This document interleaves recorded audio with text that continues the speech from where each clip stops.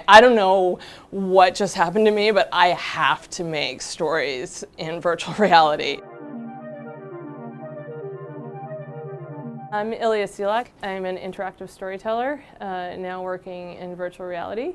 I started out making very large online narratives. I'm actually a practicing physician too. At the time I started writing interactive stories, I was working full-time as a doctor. I had 2 small children. I actually don't know how I did it. The first virtual reality that I ever saw was at this lab called /Stories. I was part of the first lab group, and in that group I met a guy named Oscar Raby. Oscar brought with him this piece called Ascent. So that was the first thing, was just having storytelling where I actually felt like I was in the position of one of the characters. That shocked me. And at the very last part of it, it took you were right on top of the hill, and you saw these 3 men blindfolded on their knees, and they had been shot. And I burst out into tears. I mean, it was like, I walked away from that and I said, okay, I don't know what just happened to me, but I have to make stories in virtual reality. That's what I have to do.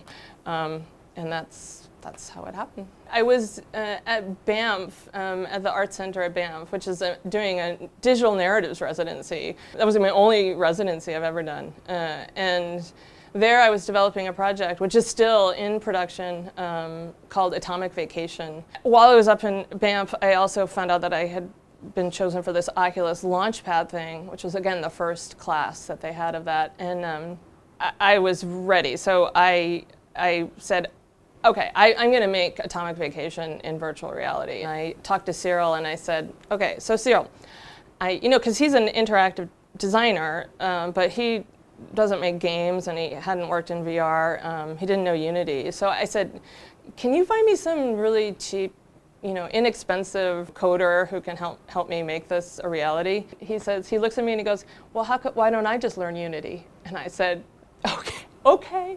So we started this crazy project. I don't even think I remember applying for the Tribeca grant.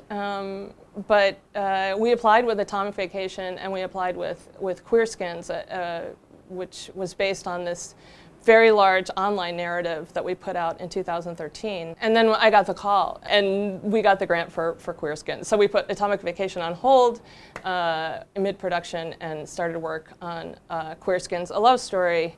The story is of a young gay physician from a rural Catholic Missouri family who dies of AIDS in 1990. In the experience, you are seated in very close proximity behind his parents as they sort of take this drive down a Missouri memory lane to a cemetery. You are able to interact, you have hands, you're able to interact with a box of belongings which have been sent back with his body. It's through interacting with these objects that you get to know the man who's died. And maybe it's because I'm a physician, but all of my storytelling really has to do with this trying to write stories that explore this tension between embodied historical material reality and then the very sort of human reach to try and transcend those limits. I had to sort of gradually work through what it was like, how I should tell a story in virtual reality. And that was an incredible learning curve. I mean, from the technology to the script writing to, I had never directed live actors before. I'm not proud of this, but I've never ever taken a film class, I've never taken a writing class, I've never taken an art class, but somehow I just absorbed things and it all came together. And then we ended up, through a year of incredible work, premiering at Tribeca. I don't really feel like I have an explanation for how I ended up here. I think that's just what life does if you're open to it. How do I balance it? I don't really know. I don't sleep very much, I'll tell you that much. But I love it. I love all aspects of my life. They sort of all balance each other out and ground me. I mean, the kids definitely ground me. So I take my art very seriously, and I take my responsibilities to telling stories very seriously.